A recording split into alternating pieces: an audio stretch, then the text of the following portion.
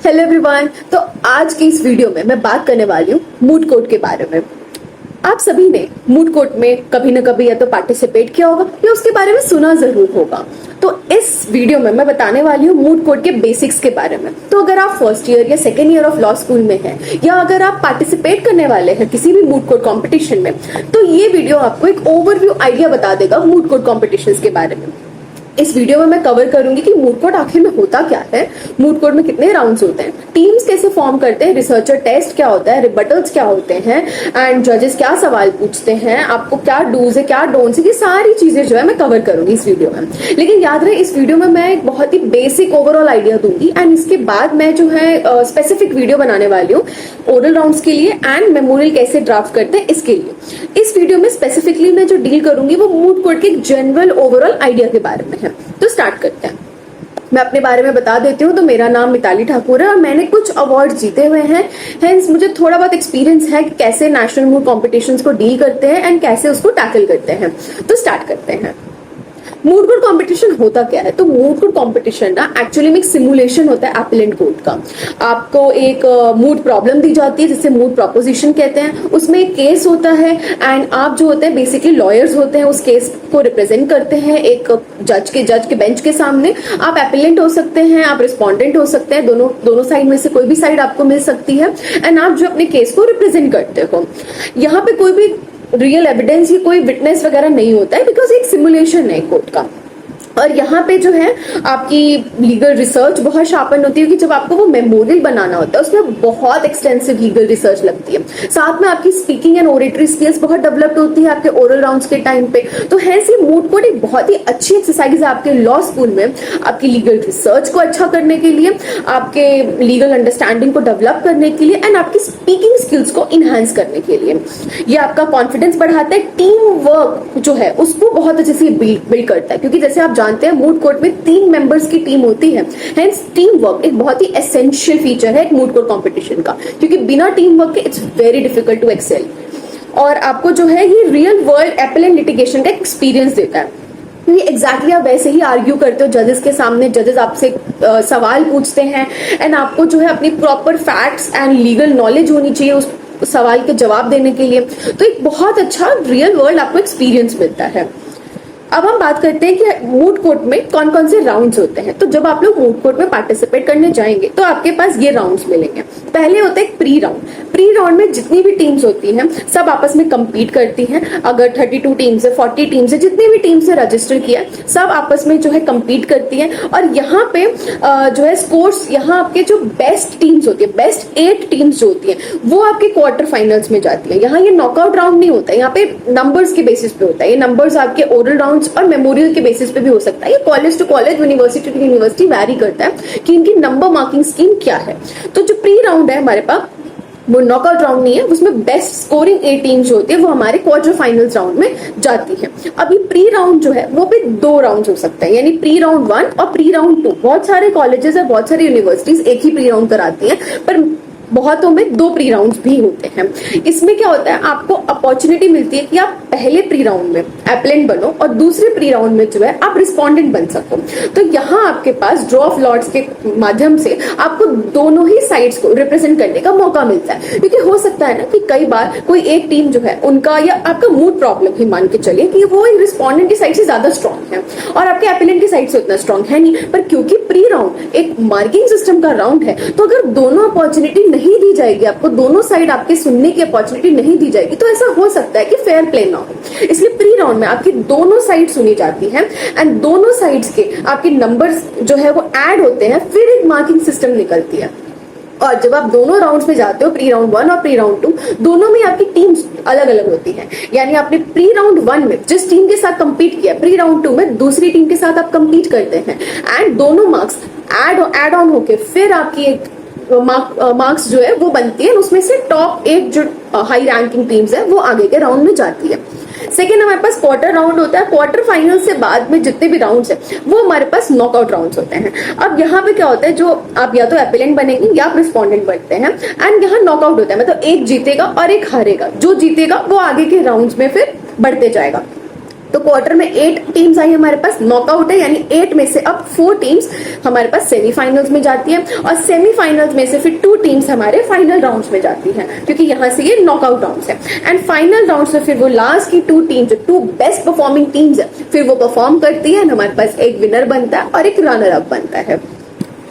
Researcher test, अब जैसे कि मैंने बताया कि एक मूड कोर्ट में 3 मेंबर्स की टीम पार्टिसिपेट करती है, 2 स्पीकर्स होते हैं और एक रिसर्चर होता है।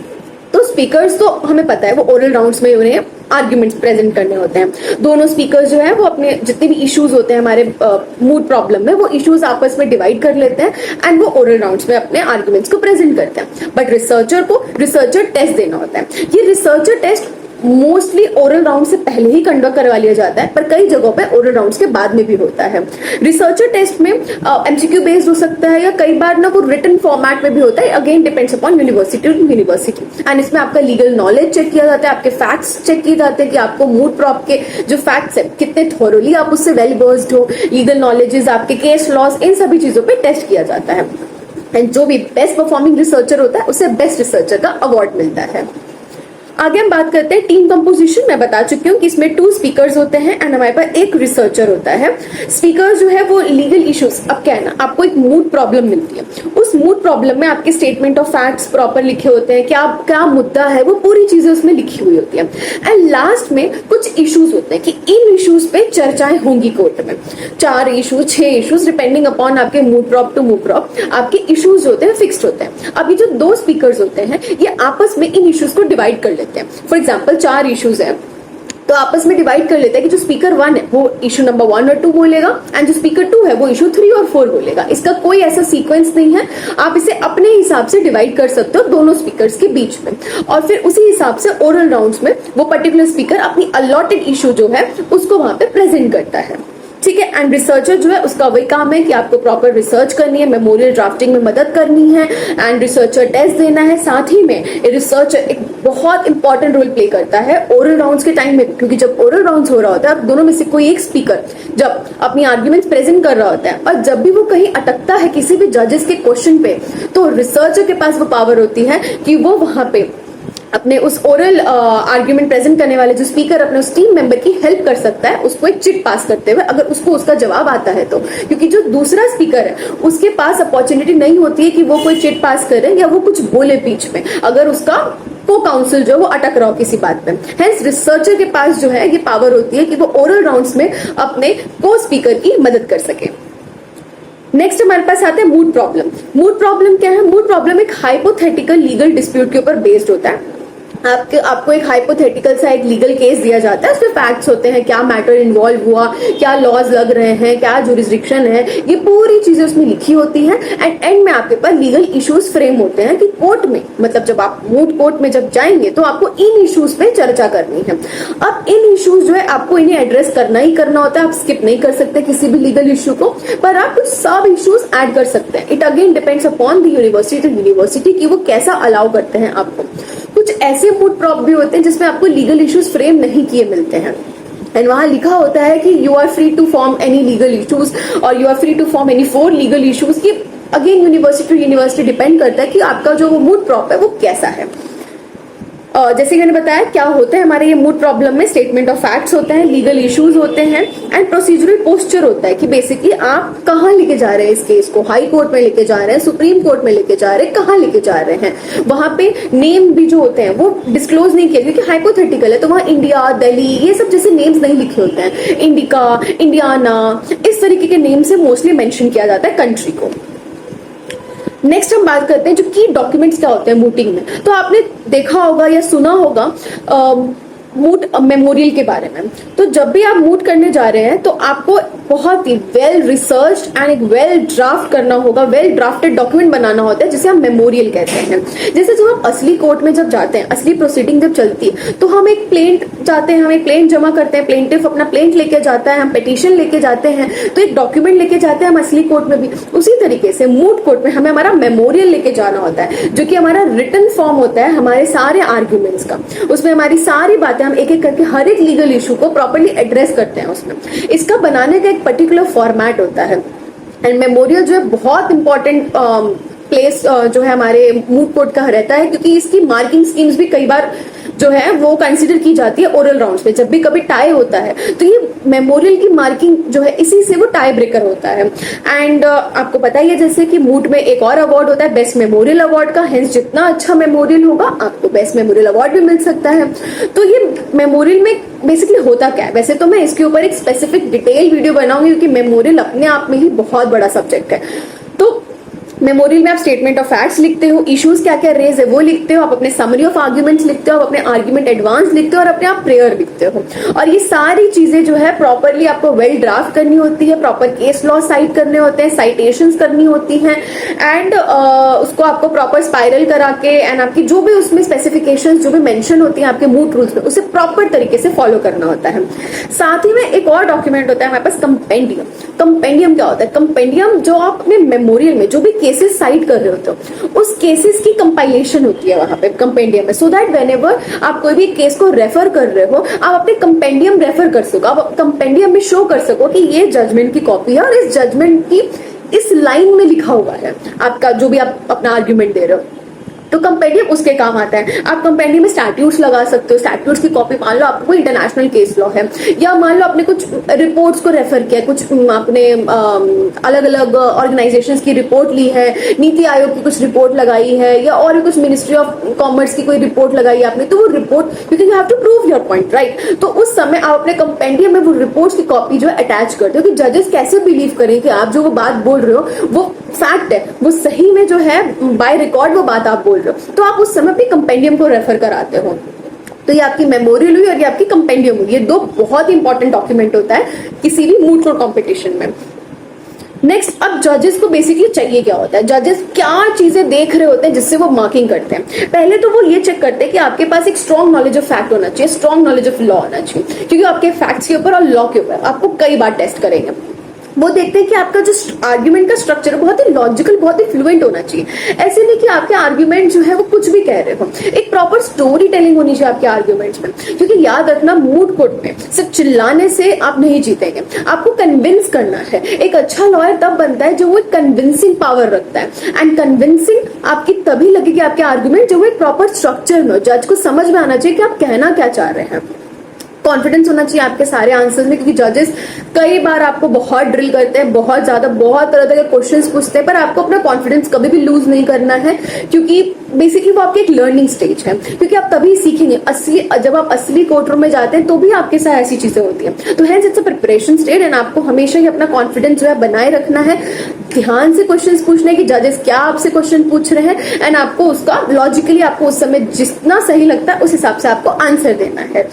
आपको टाइम मैनेजमेंट बहुत सही रखना है, क्योंकि ये जो भी राउंड्स होते हैं, pre round, quarter, semifinal rounds, ये सब टाइम बेस्ड राउंड्स होते हैं। आपको पर स्पीकर एक पर्टिकुलर टाइम अलॉटेड होता है, पर for example 10 minutes 15 minutes time allotted होता है, एंड कॉन्स्टेंटली जो कोर्ट रूम ऑफिसर्स होते हैं वो आपको टाइम स्टैम्प्स दिखा रहे होते हैं, तो आपको आपका टाइम बहुत अच्छे से मैनेज करते हुए चलना है कि for example if you have to complete your arguments within 10 minutes, तो आपको 10 मिनट्स में खत्म करना है, क्योंकि जैसे आप एक्सटेंड करेंगे आपकी नेगेटिव मार्किंग हो जाएगी। तो hence time management is very important, आपको क्रिस्प रहना है और बहुत ही कंक्लूसिव वे में, जितना आप आसान भाषा में जज को समझा सके उतने आसानी से आपको समझाना है।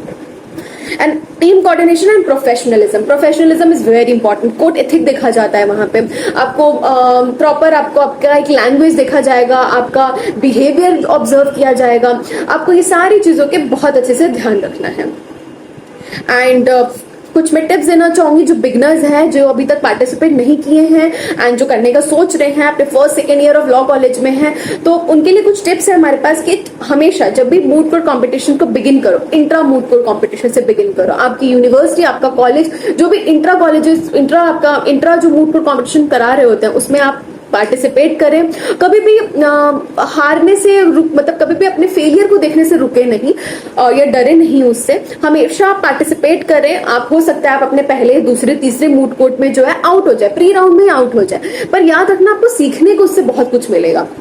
And intra competition are the best way, क्योंकि आपके अपने कॉलेज में हो रहा है, आप अपने टीम मेंबर्स को अच्छे से जान रहे हो, आप अपने अपोनेंट टीम मेंबर्स को जान रहे हो, इनफैक्ट कई बार अपने जजेस को भी जान रहे हो, क्योंकि आपके जजेस मोस्टली फैकल्टी मेंबर्स होंगे आपके कॉलेज के, तो बहुत ही ईजी आपके कंफर्ट जोन में होता है। रादर देन जब आप नेशनल मूड कोर्ट कॉम्पिटिशन करते हैं तो आपको दूसरी सिटी में जाना होता है, आप अपने अपोनेंट्स को नहीं जान रहे होते हो, क्योंकि आपको मैं बता दूं कि मूड कोर्ट कॉम्पिटिशन्स में आपको आपकी आइडेंटिटी, आपको आपकी कॉलेज आइडेंटिटी रिवील नहीं करनी होती है। सो यू डोंट नो कि आप जिसके सामने compete कर रहे हो वो किस यूनिवर्सिटी से हैं, किस ईयर से हैं, मे बी आप फर्स्ट ईयर के पर you are competing with the fourth year, तो आपको कुछ नहीं पता होता है, तो वो थोड़ा ओवरवेलमिंग हो जाता है। पर जब आप इंट्रा कॉलेज में कॉम्पिटिशन में पार्टिसिपेट करते हो तो आपको एक अच्छा एक इनिशियल स्टार्ट मिल जाता है। पर ट्रस्ट मी, आई मस्ट से कि national moot court competitions are just amazing experience and आपको बहुत कुछ इससे सीखने को मिलेगा। एंड आप अपना लीगल रिसर्च प्रॉपरली डिवाइड करें। ये ऐसा बिल्कुल भी नहीं है कि सिर्फ रिसर्चर का काम है आपका मेमोरियल ड्राफ्ट करना और रिसर्च करना, ये तीनों टीम मेंबर्स का काम होता है। क्योंकि अगर आप स्पीकर है एंड आपने रिसर्च नहीं की है, रिसर्च आपके रिसर्चर ने किया, you are just reading whatever the researcher has written in the memorial, तो याद रखना आप बिल्कुल भी कन्विंसिंग नहीं लगोगे एंड जब भी जज आपसे कोई सवाल पूछेगा आपको उसका जवाब आ ही नहीं पाएगा। So the best thing is कि आप भी रिसर्च करें रिसर्चर के साथ, आप भी ड्राफ्ट करें आपका मेमोरियल रिसर्चर के साथ मिलकर, और रेगुलरली जो है प्रैक्टिस करें मॉक राउंड से। जब भी आप बाहर कंपटीशन के लिए जा रहे हो, नेशनल कॉम्पिटिशन्स के लिए, हमेशा एक मॉक राउंड्स करें। अपने फैकल्टी मेंबर्स, अपने सीनियर्स को कहें कि उनका एक मॉक राउंड ले ले, सो दैट आपको जो क्वेश्चंस जो है पॉसिबिलिटी है उसके होने की, वो सब आपको पहले से पता चलते जाएगा। आप अपने सीनियर्स को देखें कि वो कैसे मूड कोर्ट कॉम्पिटिशन्स में पार्टिसिपेट कर रहे हैं, या सीनियर से राय सलाह ले, अपने फैकल्टी मेंबर्स को कंसल्ट करें। यूट्यूब पे आप देख सकते हैं बहुत सारी यूनिवर्सिटीज जो है यूट्यूब पे लाइव अपनी टेलीकास्ट करती है अपनी अपने मूड कोर्ट कॉम्पिटिशन्स को, उसको ऑब्जर्व करें। स्पीकर्स को देखिए वो कैसे बोलते हैं, कैसे वो बेंच को एड्रेस करते हैं, कैसे जब उनको कोई चीज नहीं आती है तो कैसे वो चीज वो बताते हैं। वैसे मैं जो वीडियो अगली बनाऊंगी जो कि स्पेसिफिकली ओरल राउंड्स पर बेस्ड होगी, मैं उसमें ये सारी चीजें डील करूंगी कि बेसिकली जब आपको कोई चीज नहीं आए तो आपको कैसे बेंच को वो बात बोलनी है, या जब आपको कोई चीज आपका टाइम पीरियड जब खत्म होने वाला है, फॉर एग्जांपल 10 मिनट्स में आपको कवर करना था पर वो एक्सटेंड करना है, तो कैसे आप जजेस से परमिशन लेके एक्सटेंड करा सकते हैं अपनी time limit, that too without negative marking. आपको कैसे स्टार्ट करनी है अपने आर्ग्यूमेंट्स, कैसे एंड करना है, प्रेयर बोलते वक्त कैसे बोले, ये सारी चीजें मैं उस वीडियो में डिटेल वे में कवर करूंगी। नेक्स्ट जो है आप फीडबैक ले। जब भी आप कोई भी कंपटीशन के लिए जाएं, आपके जो भी एक राउंड कंप्लीट हो उसके बाद आप जजेस से रिक्वेस्ट करें फीडबैक के लिए, because feedback is very important. आपको उससे समझ में आता है कि आपकी गलती क्या है, क्योंकि जब तक आपको आपकी गलती नहीं पता लगेगा आप कैसे उसको इंप्रूव करोगे। तो ये सारी चीजें जो आप ध्यान दें एंड पार्टिसिपेट करने से कभी भी मत घबराएं। It's amazing experience and CV में भी इसका बहुत इंपॉर्टेंट रोल होता है। कई बार जो है आप कभी जब आप इंटर्नशिप करने जा रहे होते हैं तो आपकी सीवी पे जब मूड कोर्ट कॉम्पिटिशन्स के अवार्ड्स होते हैं या पार्टिसिपेशन भी सिर्फ होता है तो भी वो काफी वेटेज जो है प्ले करता है। सो मूटिंग जो है वो सिर्फ जीतने से, it's not always about winning, एक लर्निंग एक्सपीरियंस होता है। आपको उससे बहुत कुछ सीखने को मिलता है, एक अपॉर्चुनिटी देता है आपको वो ग्रोथ करने का, आपको सीखने की, आपकी इनहेंस करने की, आपकी ओरल एडवोकेसी को, साथ में ही लीगल रिसर्च को भी, आपको बहुत चीजें पता लगती हैं। तो हमेशा ही आप कंसिस्टेंटली पार्टिसिपेट करते रहें और सीखते रहें। So thank you so much. I hope आपको एक मूड कोर्ट का बेसिक आइडिया, ओवरऑल आइडिया तो पता चल ही गया होगा।